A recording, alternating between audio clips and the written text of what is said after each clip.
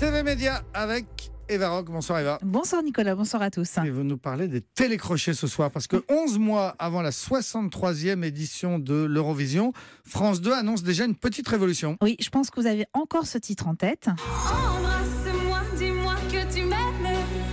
Fais-moi sourire au beau milieu d'un requiem. Vous vous souvenez d'Alma ? Alma, bien Voilà, sûr. la représentante de la France au dernier Eurovision. Et bien demain, la future Alma pourrait s'appeler Ombline, ou Maud, ou même vous, Nicolas. Non, plutôt Mais Ombline. oui, plutôt parce que Ombline. vous allez pouvoir tous prétendre à représenter la France lors du prochain concours.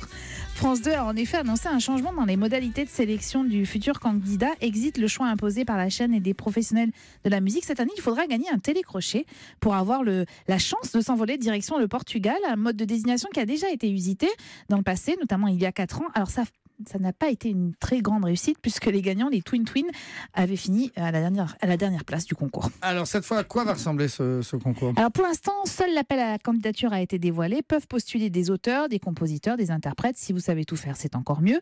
Autre critère à respecter, la chanson doit être inédite au 1er septembre 2017, ne doit pas avoir fait l'objet d'une exploitation commerciale. Si c'est un titre destiné à un groupe, impossible d'être plus de 6. Et puis attention, 70% des paroles doivent être en français.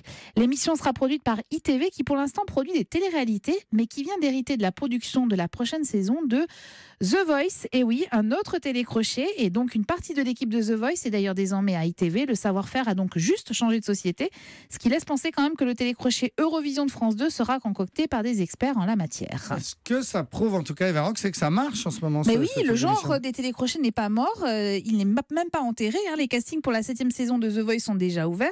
Les tournages de Nouvelles Stars vont débuter dans quelques jours avant une diffusion sur M6. Une émission dont la mécanique sera revue. Et à la présentation, on retrouvera une chanteuse, Shaim.